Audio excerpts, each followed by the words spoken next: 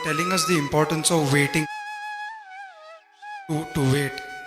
So what I wanted to ask is why this waiting? Why does one have to wait like this? Why can't it be without waiting for a long time?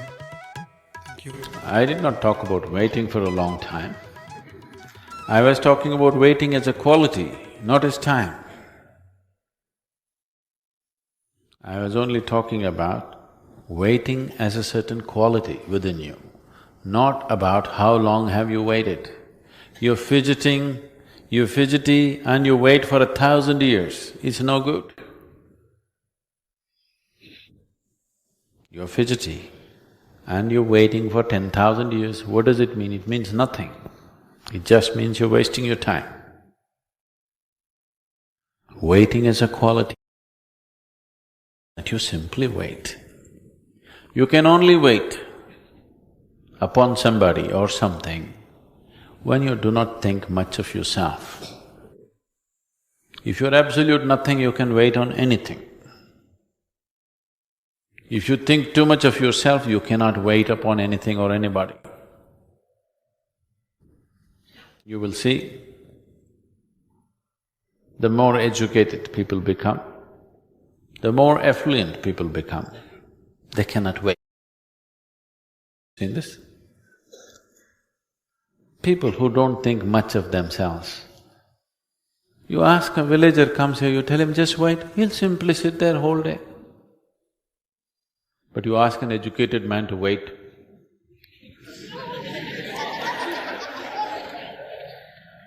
in a minute he will look at his watch 5 times because he cannot wait, because he thinks too much of himself. One who does not think much of himself can simply wait. And if you understand the proportion of who you are in this existence, you would know there was no other way than to wait. Right now, when I say the proportion, you are a speck compared to the cosmos, isn't it? You better wait. If you don't know how to wait, you will know nothing. Because your proportion in relation to the existence is too small, there's nothing you can do. Is there something you can do? If you hop around, what do you get? You get nothing. You can earn hypertension, but nothing else you'll get. So I am not asking you to wait. There is simply nothing else to do. It's not my idea that you should wait. If you could go and get it, I would say go get it. You can't go and get it, so you better wait. If you are very rich and capable, you will go to the store and get what you want. If you're poor, what do? You go and wait in front of the ration shop. They'll say they'll open at 10 o'clock. They always open only at 12:30. But you wait, the bag in your hand. Because if you don't wait, there are 100 people standing behind you, you will end up in the last. You will have to wait the whole day. So you will wait. Why? Because you're incapable of doing something else. Right now, look at your position in the existence. Are you capable of anything else than to wait? Are you, I'm asking? With reference to the existence, are you capable of doing anything else except waiting? That's all you can do. At least do it joyfully. Just to wait. So waiting is not about time, waiting is a certain quality. It's a certain way of being, and that is only possible when you understand your proportion in the existence. If you have funny ideas in your head, you cannot wait. You have exaggerated sense of who you are, you cannot wait. If you think you're a king, you cannot wait. When you see the reality of who you are in this existence, only then you can wait. Waiting comes because You have perceived the reality the way it is. You are unable to wait because your mind is full of fancifulness. Perception will naturally lead to waiting.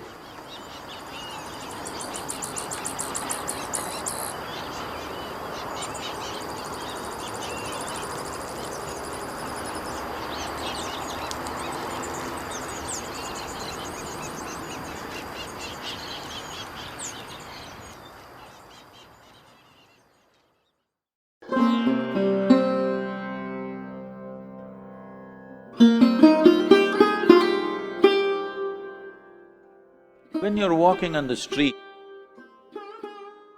why should you be bothered whether somebody is a woman or a man? Why are you bothered what is in somebody's pants? There is no need to go on talking about women's rights. We must say human rights and women are part of it, that's all. It's important. The feminine in the world is as important as the masculine in the world.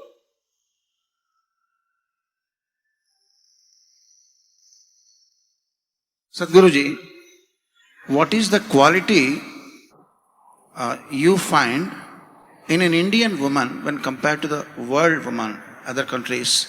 What is the best and beautiful quality, one single quality? Are you trying to get me into trouble?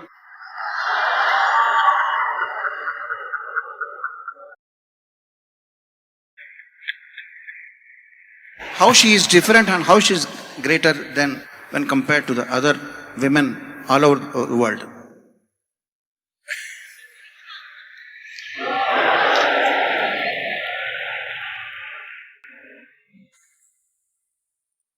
See, I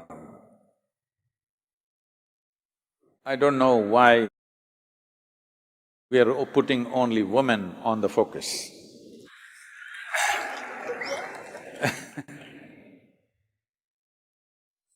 We are always putting women on the focus because we believe either they can be right or wrong.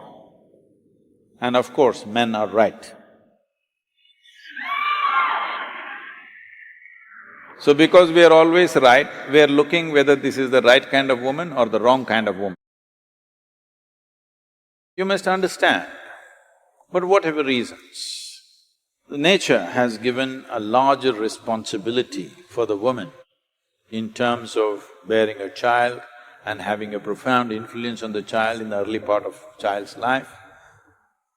And when we talk about a child, don't think this is about reproduction. You and me are here because of that.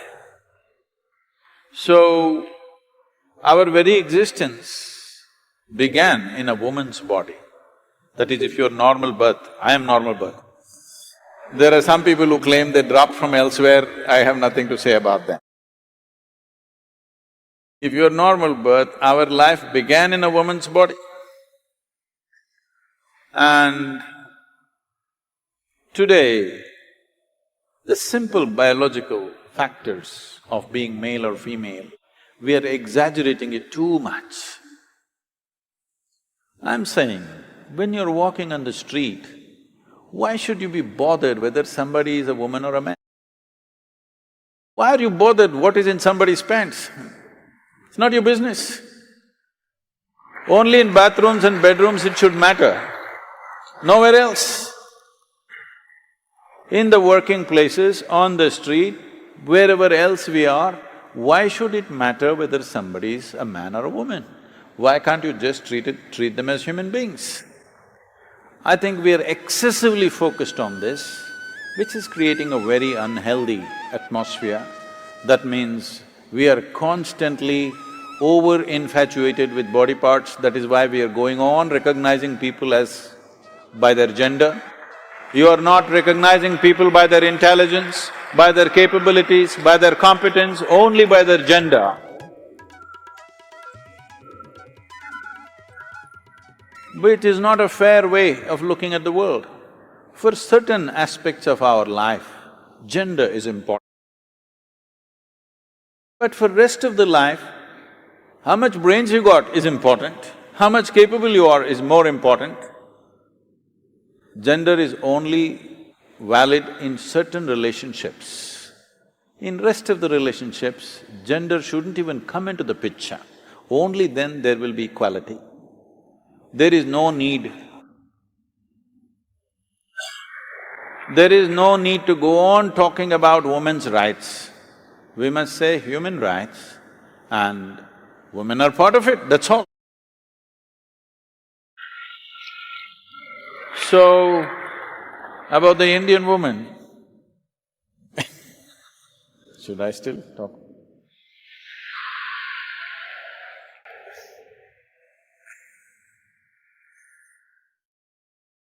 In this country, for a long time, we've nurtured many wonderful things.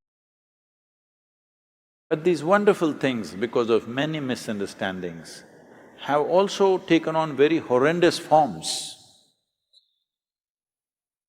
When I say it's taken on horrendous forms, many simple things which were done for the protection of the woman, for the well-being of the woman, have become discriminatory over a period of times and taken on very horrendous forms of exploitation. We must look back and see why these little things were created. If we don't address this thing, the Western world is on a binge because they want to make male and female equal. It is not necessary to be equal. Equal opportunity is fine. It is not necessary to expect a woman to do the same things that a man is doing. Then what is the point of the gender differentiation that nature has made? It's important, the feminine in the world is as important as the masculine in the world.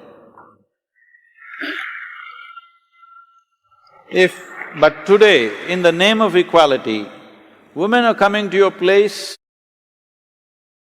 where they are beginning to act like men because they know that's the only way they can succeed in the world. The only way they can succeed is they have to act like men. You see even women doing like this these days. This is not necessary because if you destroy the feminine, then you truly have enslaved the woman. If you do not value the feminine in the world, all the gentleness will go away, you will have a marketplace at home also. It's already happening big time. Before people marry, they're making an agreement. When we break, who will get what in this house? Yes, prenuptial agreements are being made. Before we get married, already an agreement, if we break, my bank balance is mine, yours is yours. How can two people live like this? But here, still we have the joy of two people becoming one and enjoying that. Maybe after some time you will fight, but still, at least you have the joy of weaving two lives into one. When you go at it like this suspiciously in the name of equality, you will never know the joy of knowing each other, mingling with each other, being one with each other. Nothing will happen. Home will become a marketplace.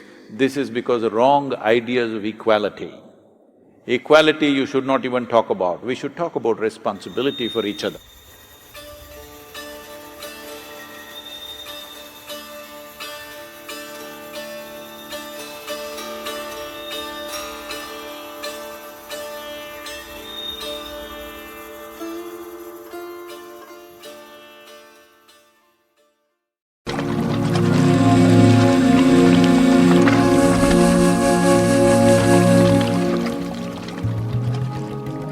What is it that makes you such a chronic need of another person? The problems of loss are essentially psychological and emotional. You must be able to gracefully go ahead with life. So this is a choice you have. You can either let the world live under your shade, or you can be always dying to get into some shade.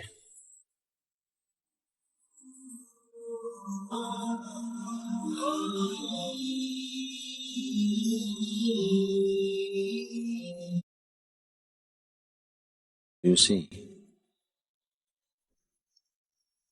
right now, the fundamental life process within this body, it doesn't need, it is interdependent. It is bound to be so. The physical nature of your existence is interdependent. You have to eat food, you have to breathe, you have to drink water, so many things. You need services, maintenance. But that which is generating this life seems to be a complete process by itself. It does not need anybody's support. Do you think so? Do you feel so? Yes or no? It is so. So, what is it that makes you in such a chronic need of another person? It is the nature of your thought, your emotion. Maybe at a certain stage in your life, even your physical body.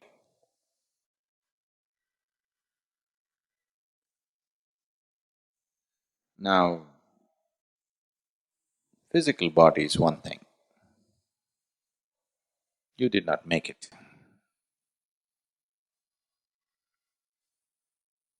You will see, if you as much get very interested in a book, you're reading a suspense thriller, all your physical needs will disappear. Have you noticed this? You're just reading one trashy suspense thriller, but that's enough. 2 hours you didn't think of food, this, that, all the physical needs are just gone, isn't it? So, very easily it can be transcended, if you wish to. I'm not saying you must, but if you wish to, the physicality can be mastered very easily. Struggle. Now, the problems of loss are essentially psychological and emotional. So, the psychological structure of who you are, at least the psychological structure of who you are, should be crafted by you, isn't it? If you craft your psychological structure, would you make it into a miserable possibility or a blissful possibility? If you did craft, I'm talking about what you intend for yourself. What you intend for your neighbor may be debatable. This what you intend for yourself is not misery. No human being does that. So obviously, you did not craft your psychological process or the psychological structure consciously the way you want it. Now, does it mean to say, poof, if it drops tomorrow, I'm not bothered, I'll go on with life day after tomorrow? No, it's not about that. It is just that you must live in such a way that you're willing to die for somebody right now. But if it so happens that they die tomorrow, not you, they die, you must be able to gracefully go ahead with life. But today, you must live like you're willing to die for this person, genuinely so. Otherwise, there is no sanctity to life. If you make this into a logical calculation, after all, I am an independent piece of life, why do I need anybody? Your life will become utterly ugly. You must live like I cannot live without you. But tomorrow, if it so happens, that's tomorrow. If it so happens, that person disappeared. Either death or he became free or whatever.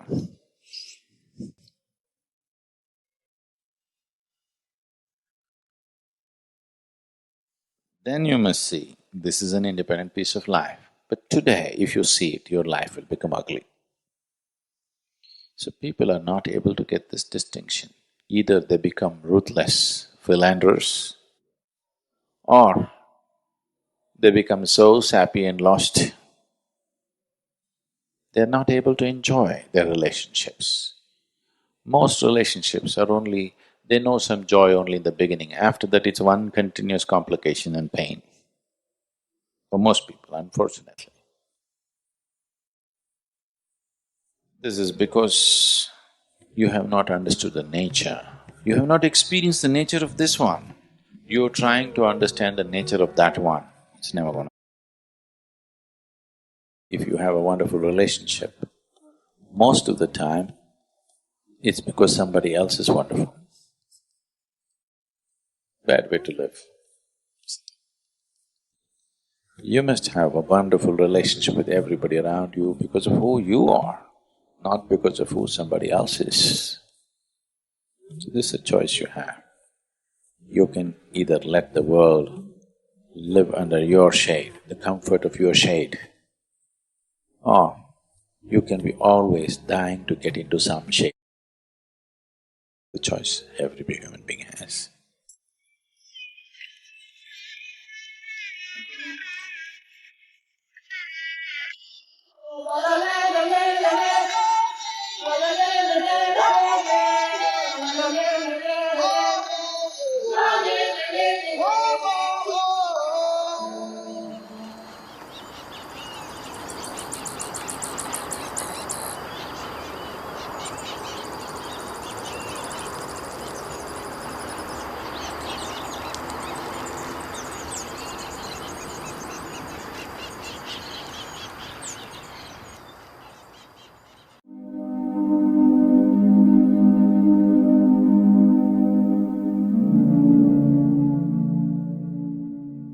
What is it that is blocking one's receptivity?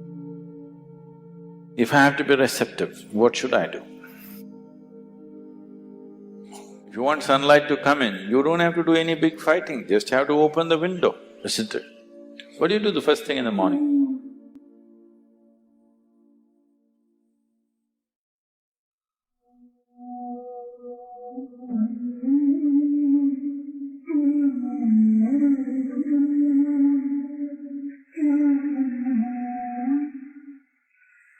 Don't use your deep being.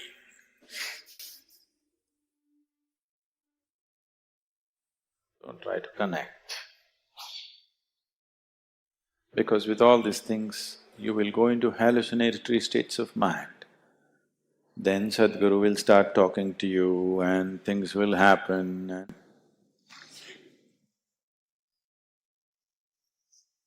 Don't get into that. So what should I do? If I have to be receptive, what should I… What is it that is blocking one's receptivity?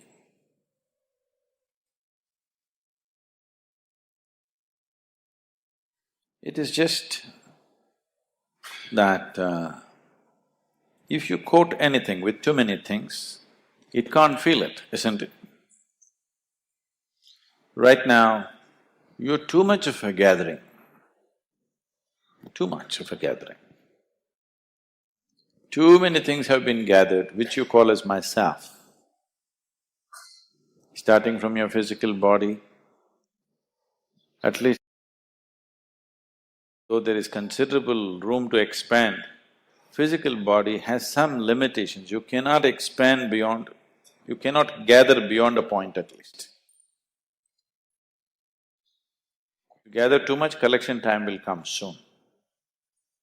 Yes, at least physical body there is a limitation. But with the mental structure, you can gather phenomenally. And when carrying such a heap on your head, you won't feel anything. Especially if you start believing the heap that you're carrying is yourself. The less you become, the more receptive you become. The more you become, the less receptive you become. Or in other words, to put it very bluntly, you're too full of yourself. If you reduce that, how can you not feel? You will have to feel. What should I feel? Should I hear your voice? Please don't. You want to hear my voice, put on a CD or something. If you're hearing voices, then you need treatment. It's not about hearing voices. What has been put into you in the form of initiation is a live process. If you are not too full of yourself, if you sit here, it will constantly reverberate with always. So once there is a living energy within you, all you have to do is clear the space for it. If you clear the space, you cannot miss it.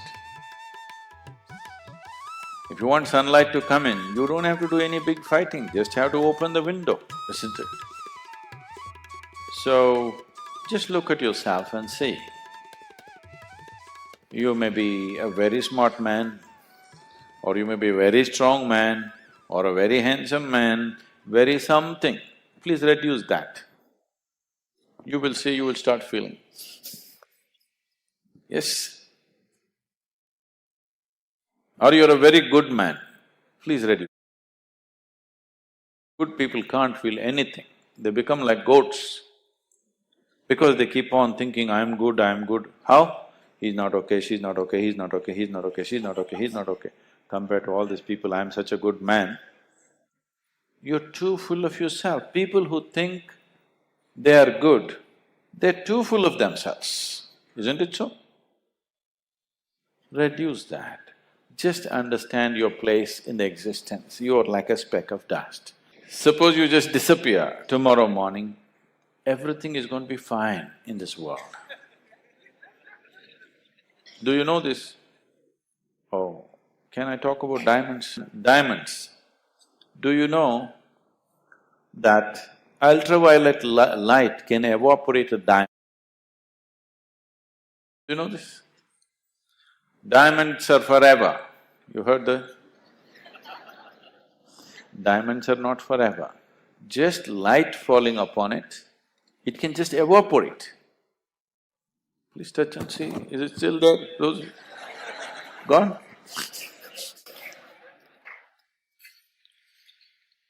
Just ultraviolet rays, touching it in a certain intensity, diamond will just evaporate.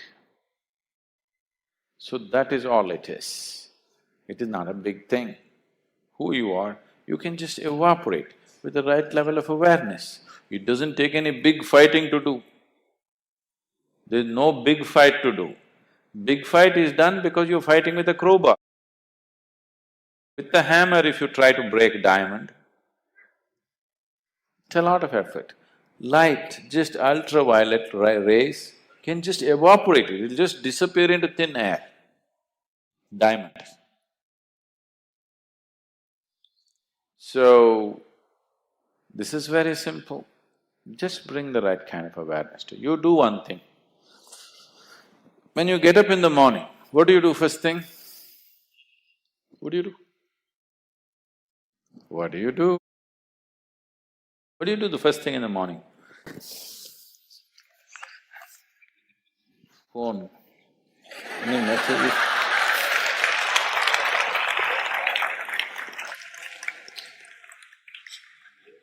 You do one thing, you get up in the morning and smile. At whom? Nobody. Smile is not about somebody. Smile happens when this one is feeling in a certain way, isn't it? Yes or no? Unless you're a trained PR person, you learn to kind of thing. Otherwise, smile happens because something is happening within you, not because somebody has come in front of you, isn't it? First thing in the morning, you smile. It takes 20 seconds, okay? If you can't smile at somebody who's next to you, just smile.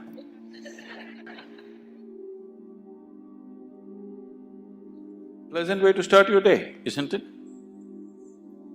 And if one dose per day is not enough for you, you're a chronic patient. Every hour, oh, it's 11 o'clock. It's 11 o'clock. You know, 21st July 2011, 11 o'clock. How many times has it happened? How many times has it happened? Never before. How many times more? Never again. Phenomenal moment, isn't it? 11 o'clock. 11 o'clock, it's a simple thing. You're taking the biggest things in the existence for granted, do you understand? It is 11 o'clock, is it a small thing? Is it a small thing? Fantastic, only once in eternity, isn't it fantastic? Oh, 11 o'clock, crash course. Just do this every hour. You will see in 2 weeks' time how you will be.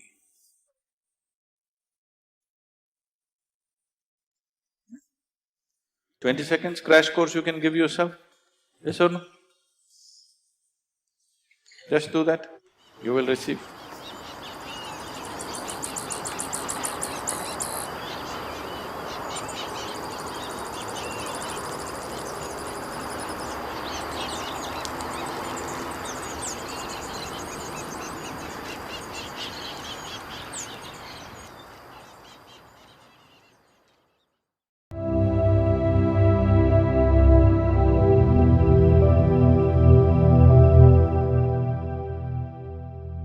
We'll pick Rama as an example because Rama is a big icon in India.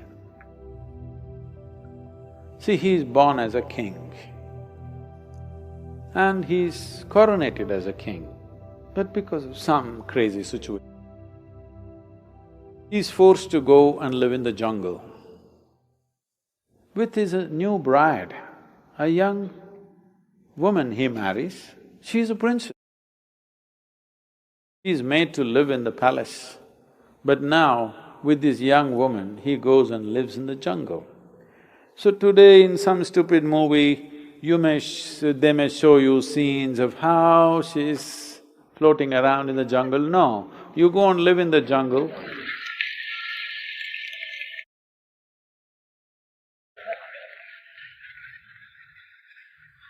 However pretty you think you are right now, 1 month you go live in the jungle, we can't recognize you after that.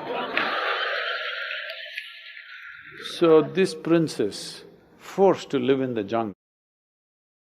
And fortunately his brother follows him, knowing the difficulties that they may face.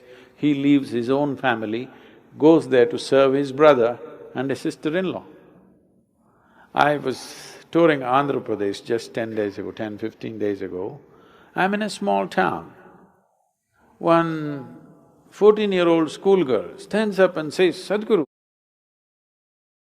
how is it possible that Sita gets kidnapped and taken to Sri Lanka and Rama walks all the way from Ayodhya to Sri Lanka? How is it possible? Is it true?" Then I asked her, "See, you're still a young girl, one day you will find a man. When you find a man, would you like to find a man that if you get lost somewhere, he will walk all the way? Or he thinks it's not practical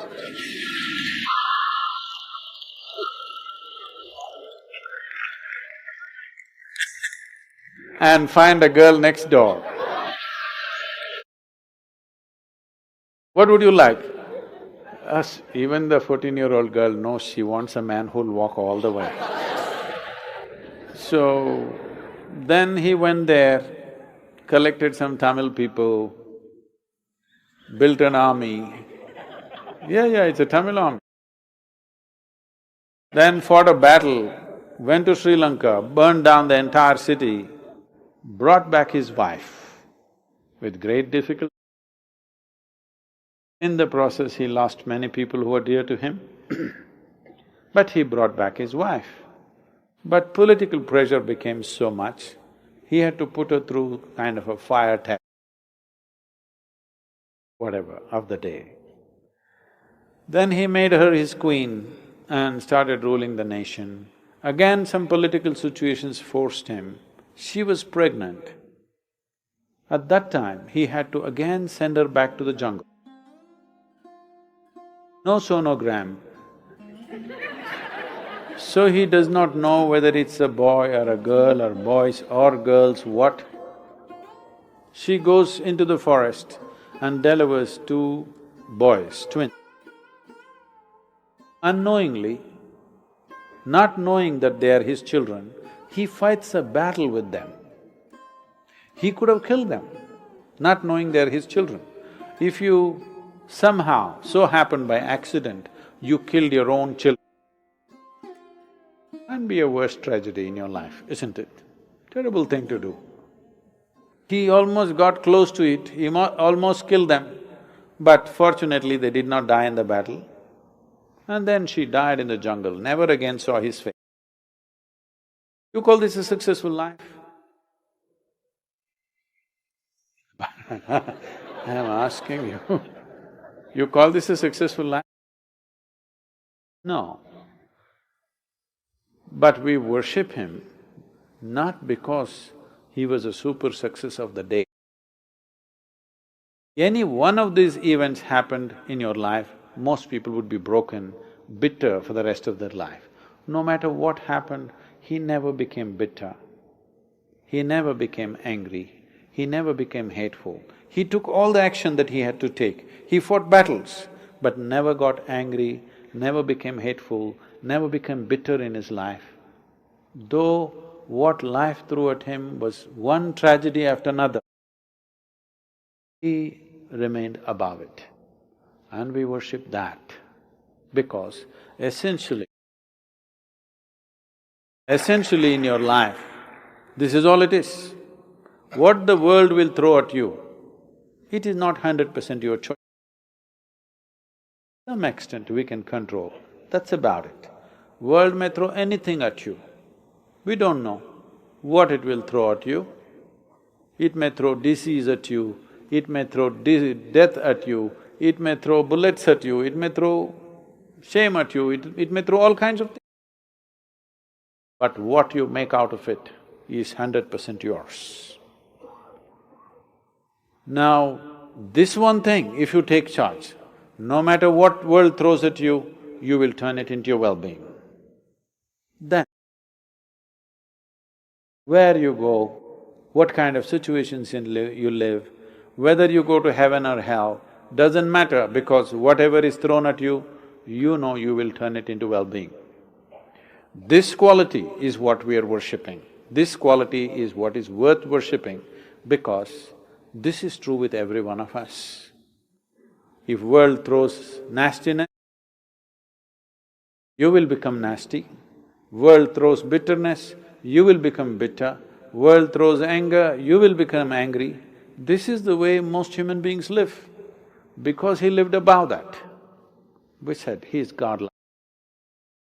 But what happened in their life, the physical events of their life, if you look at it, it's one big tragedy. At the age of 32, you got nailed, had a terrible death. You call that a successful life? No. But we bow down to him because it seems, we don't know, but we believe, or people have believed always, that even when he was nailed, he said, they know not what they're doing, forgive them. For that we bow down to him, not because he got nailed.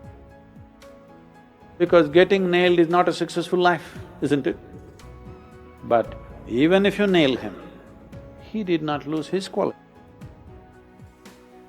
That we bow down. So that's all that matters to us, whether they existed or not. That they are an inspiration for you. Whether everything that's said about them is true or not, even this is not your problem. You're not a historian, all right? You just need some icon to move towards a better way of existing for yourself, that's all. What does it matter? Krishna did not exist, Jesus did not exist, what does it matter to you? 2000 years ago, whether a man lived or did not live, or it's just a figment of somebody's imagination, what does it matter?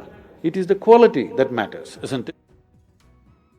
We recognize these qualities as great qualities, in some way trying to emulate them to whatever extent one can. That's what we're looking.